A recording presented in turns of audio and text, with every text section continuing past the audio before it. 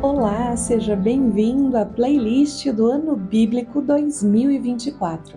Eu sou Lorena Vieira e eu vou te acompanhar nas leituras diárias do nosso plano de leitura bíblica. E esse ano estamos com uma abordagem cronológica. O foco do nosso estudo será a linha da história como uma narrativa orquestrada por Deus a fim de manifestar a sua salvação. Se além desse conteúdo aqui em áudio você também desejar ter uma versão impressa do Ano Bíblico 2024, é só me seguir lá no Instagram. O perfil é @lori_vieira e fazer o download gratuitamente. Você também pode participar de um grupo de comunhão com outras pessoas que estão adotando o plano e acessar devocionais baseados nas leituras diárias. Então, sem mais delongas, vamos começar a nossa leitura de hoje. Gênesis, capítulo 41. Passados 2 anos inteiros, o faraó sonhou que estava em pé junto ao rio Nilo. Então subiram do rio 7 vacas bonitas e gordas, que foram pastar no meio dos juncos. Depois delas, subiram do rio outras 7 vacas feias e magras, que pararam junto às outras vacas à beira do Nilo. Então as vacas feias e magras devoraram as 7 bonitas e gordas. E o faraó acordou. Depois ele voltou a dormir e tornou a sonhar. 7 espigas cheias e boas brotaram de um mesmo pé.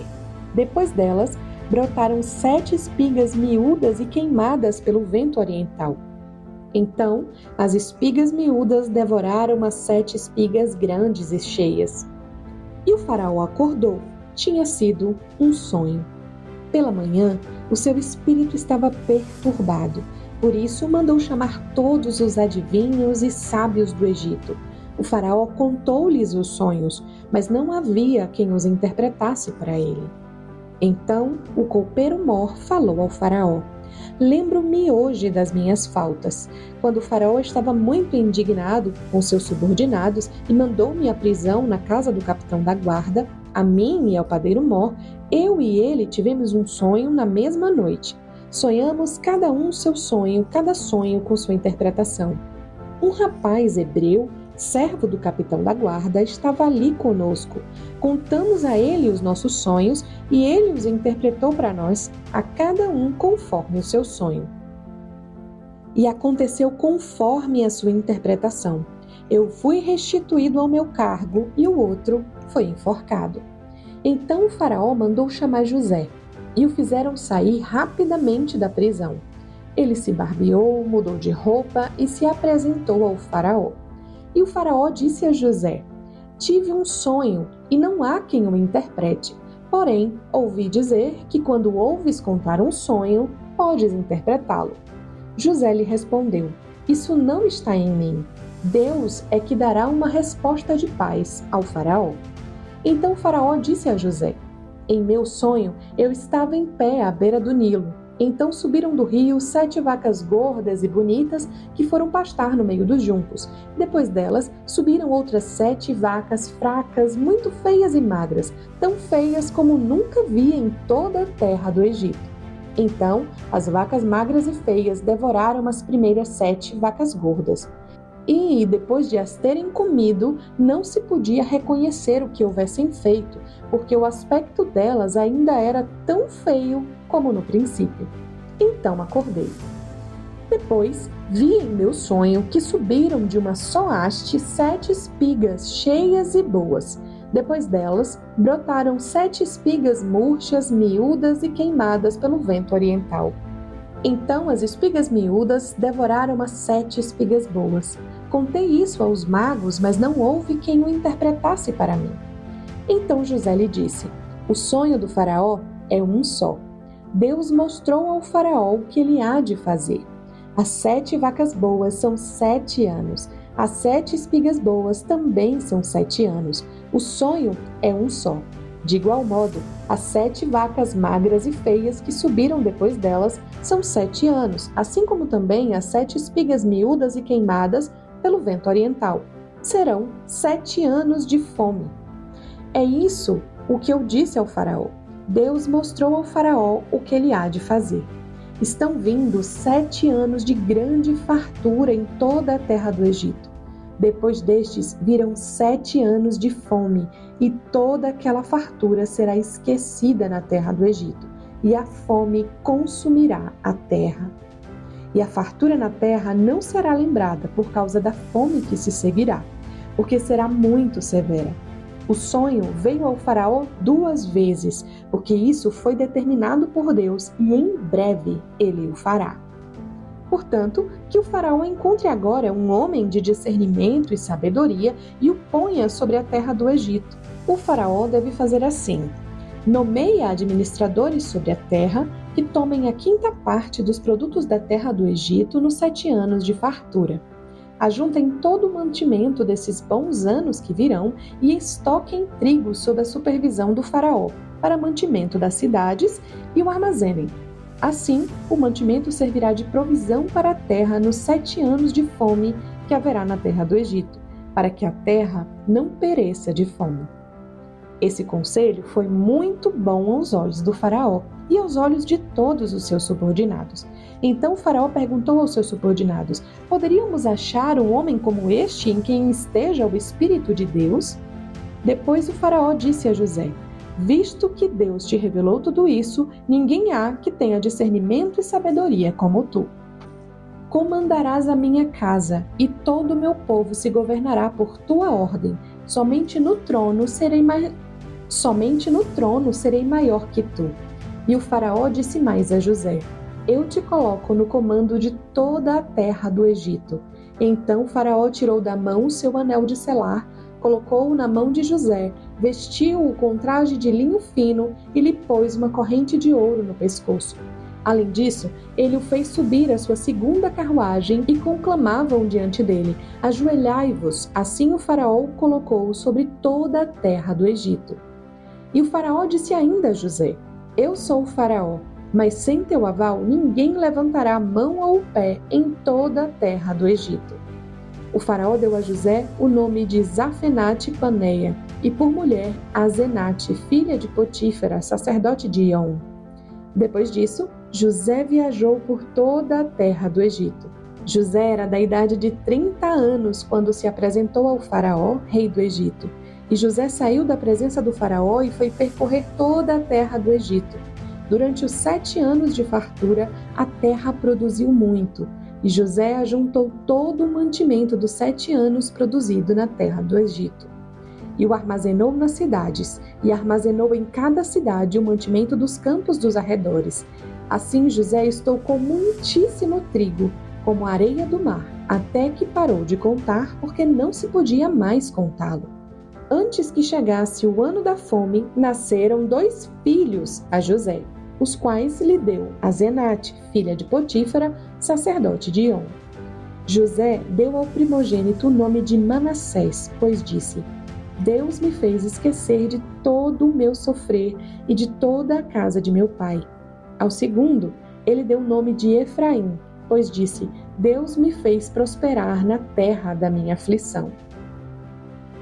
Então se acabaram os 7 anos de fartura que houve na terra do Egito, e começaram a vir os 7 anos de fome, como José tinha dito.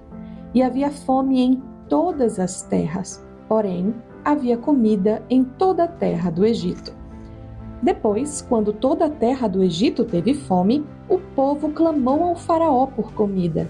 Então o faraó disse a todos os egípcios: Ide a José e fazei o que ele vos disser. De modo que, estando a fome sobre toda a terra, José abriu todos os depósitos e passou a vender aos egípcios, porque a fome prevalecia na terra do Egito. Também vinha ao Egito gente de todas as terras para comprar de José, porque a fome prevalecia em todas as terras. Capítulo 42.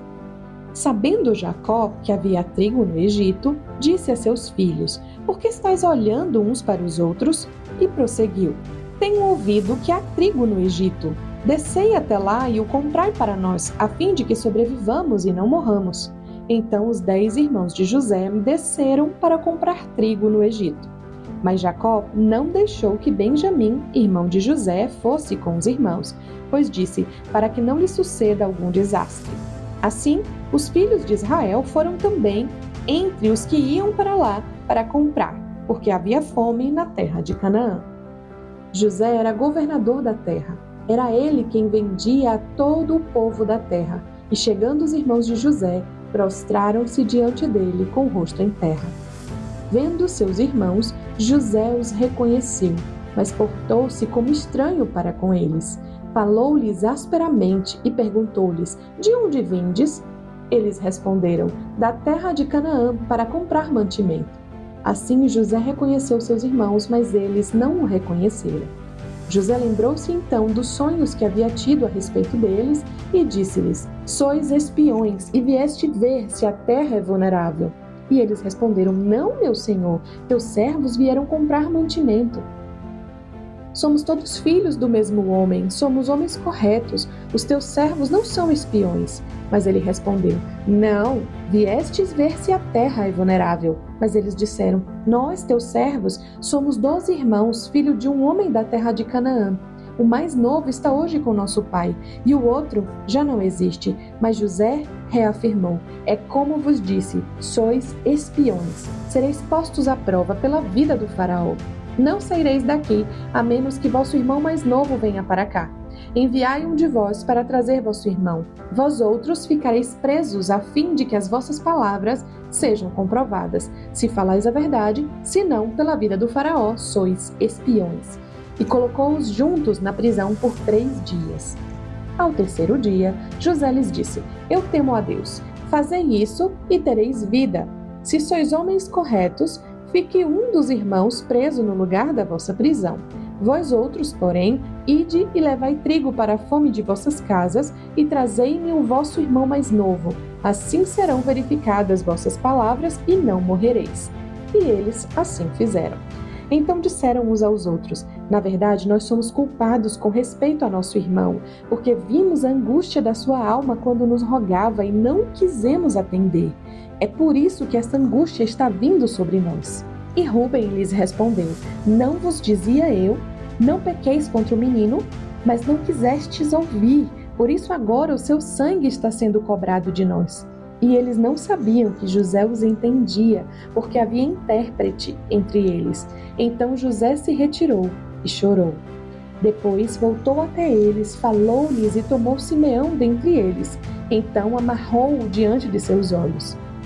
Então José ordenou que lhes enchessem de trigo as bagagens, que restituíssem a cada um a prata na bagagem e lhes dessem provisões para o caminho.